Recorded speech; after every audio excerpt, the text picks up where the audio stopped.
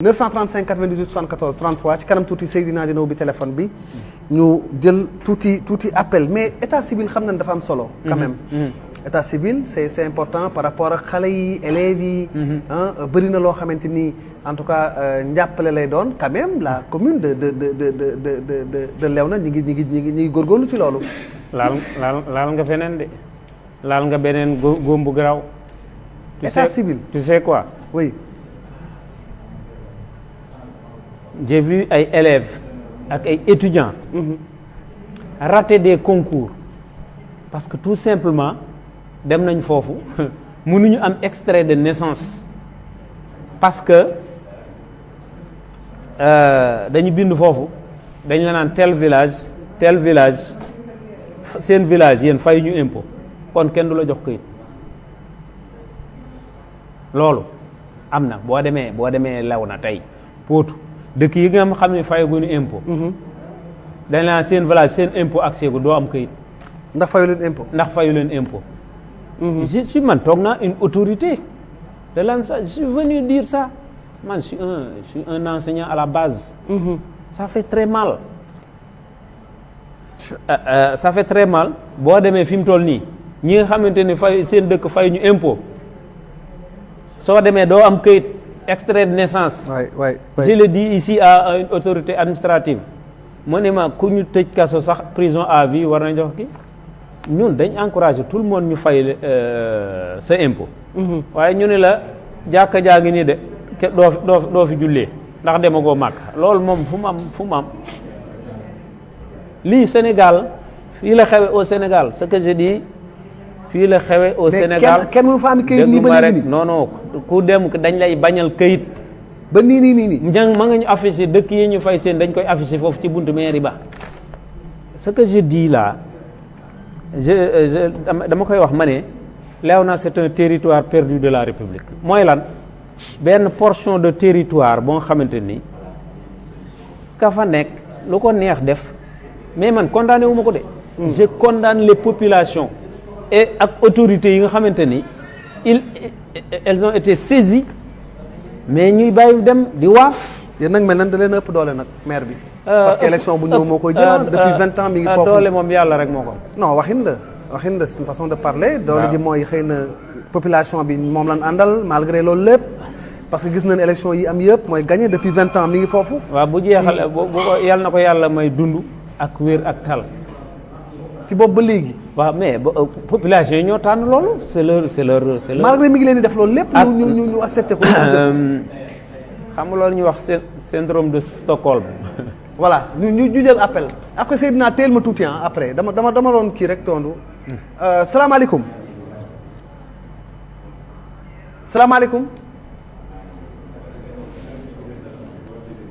allo. voilà ñu xaar keneen bu dee am na Seydina teel ma tuuti voilà merci doyen mooy li ma doon wax léegi. pourquoi vous ne pouvez pas en tout cas boobu ba léegi malgré la gestion du maire boobu ba léegi moo fa nekk xam nañ ni 20 ans ngi nii wala 20 ans et plus en tout cas c'est lui qui moom mooy gérer la commune bu Léona te boobu ba léegi mënu leen ko faa jëlee. waaw te Léona va mal Léona va mal ci ni nu kii. Léona est très mal en point. moo xamante ni je sais que l'hydraulique n'est pas une compétence transférée mais quand même bu ñu la booster avec tous ces milliards là au lieu de ñu tabax yeneen forage yu bees ñuy def ay château d'eau yoo xamante ni qui ne répondent pas aux normes di def ay tuyaux yoo xam ne qui ne répondent pas aux normes sur 15 kilomètres waa Sagg du ñu naan. waa Ñaayam boo demee Ñaayam dëkk bu ñuy wax Ñaayam fa la quai de pêche bi nekk 3 ans ngi nii seen robinet yi kiiwul ndox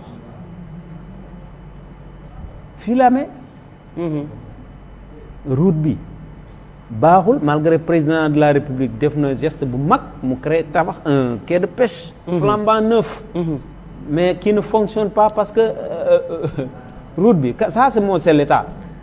waxuma la commune compétence de la commune mais quand même un bon leadership ça permet de régler problème yu bëri. oui mais li ma la wax noonu léegi sama question bi moo doon.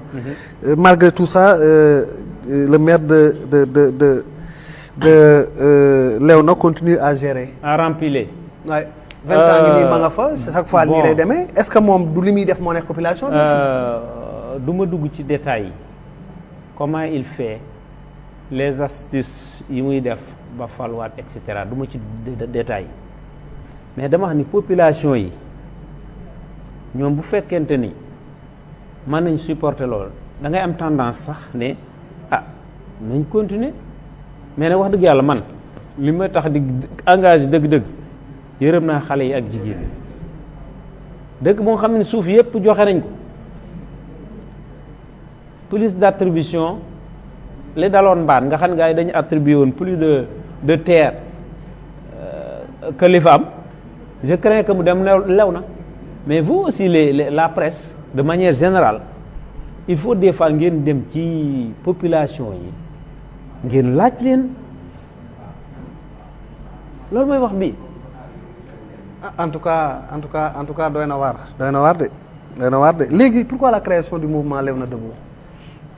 Bon Léona Debout man quand je suis allé ba ma ñëwee bi ñu ma falee conseiller en 2014 dama ñëw xool jéem a def pédagogie naxante man xam nga jàngale naa élémentaire ca di jàngale comme CICP beaucoup de pédagogie même ma xool ma xam ni lii du dem parce que ñii li ñu miin la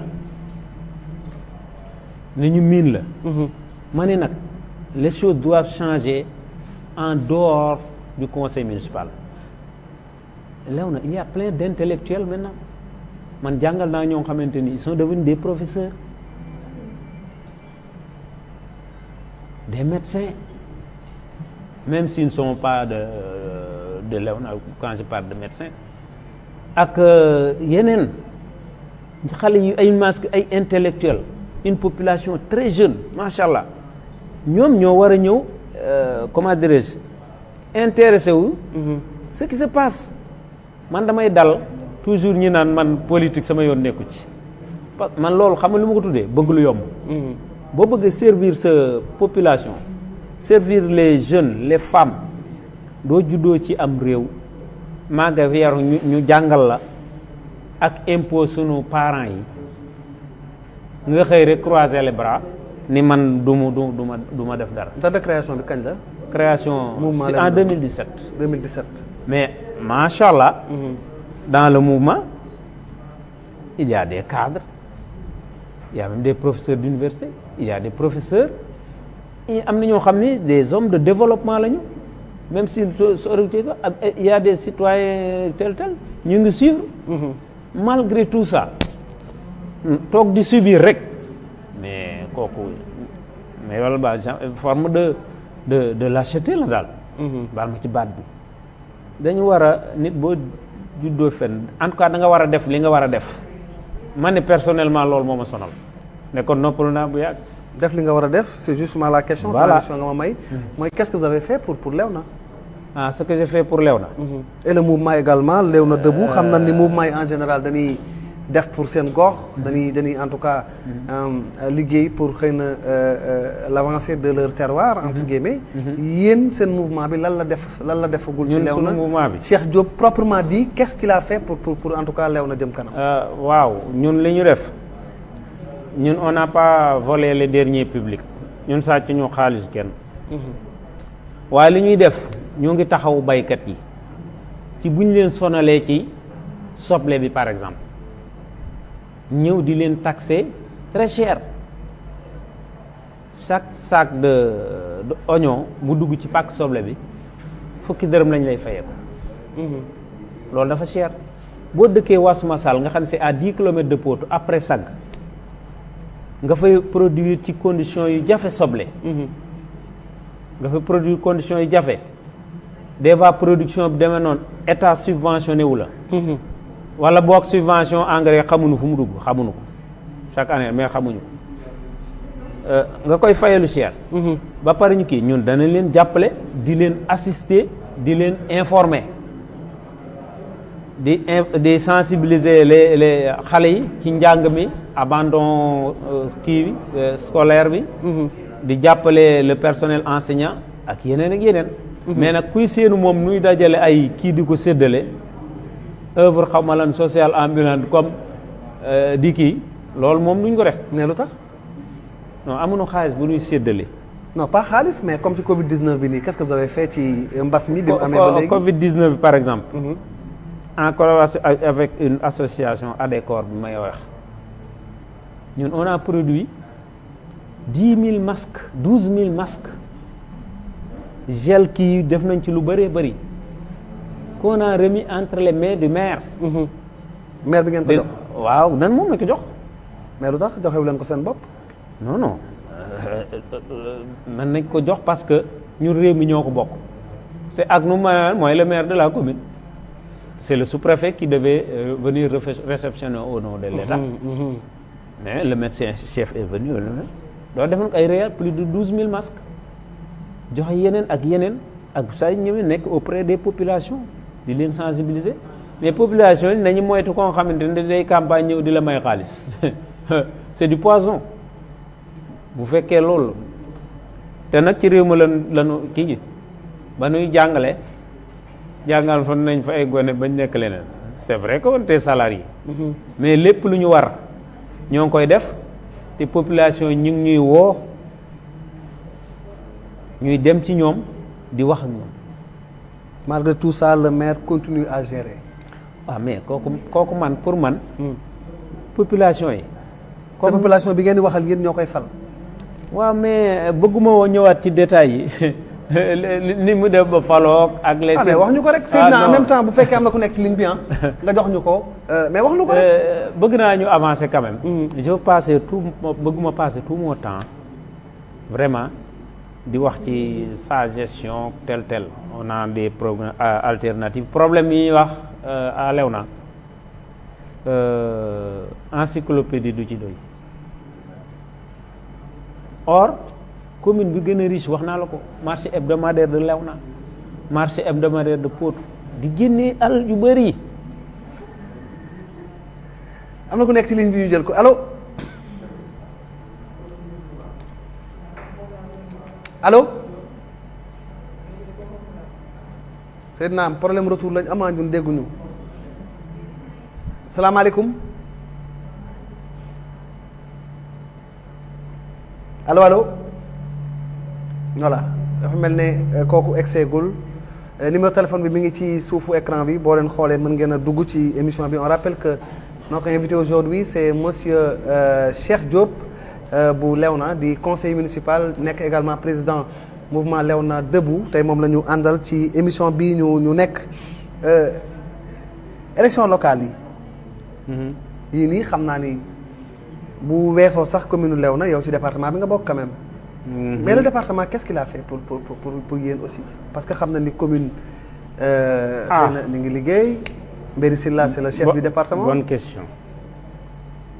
Je profite de l'émission pour saluer le président Amadou Mbéri Sylla parce que vraiment gis nañ ko mu def lu am importance le conseil départemental pour la première fois. Dégagé na un budget. Une enveloppe. won nañu réhabiliter pour réhabiliter. baal ma doyen allo allo Seydina ba léegi si téléphone bi baaxul allo voilà doyen eggaleel.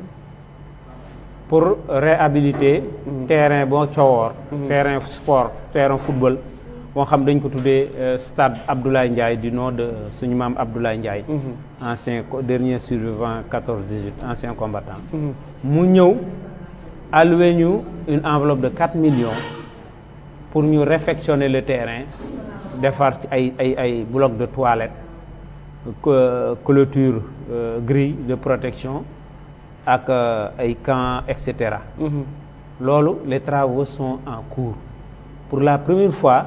ñu gis une réalisation boo xamante ni le conseil départemental jàpp na ci or Thiawor c'est le village le plus peuplé de la commune de Léona avec plus de 3000 habitants ñooy jëkk a fay impôt ñooy ëpp lu ñuy fay dans toute la commune te gisuñu fa lu fa commune réalisé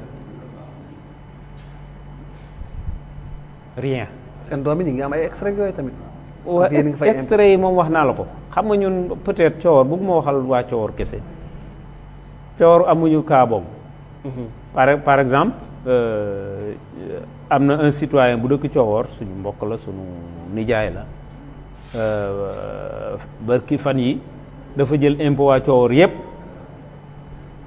mu ne fayal naa leen ko par exemple kooku ce qui xëy na jàppale na ko daf ko jàppalee waa dëkk wi. on salue ça mooy Babacar Ndiaye. donc loolu lu baax la je salue ça au passage.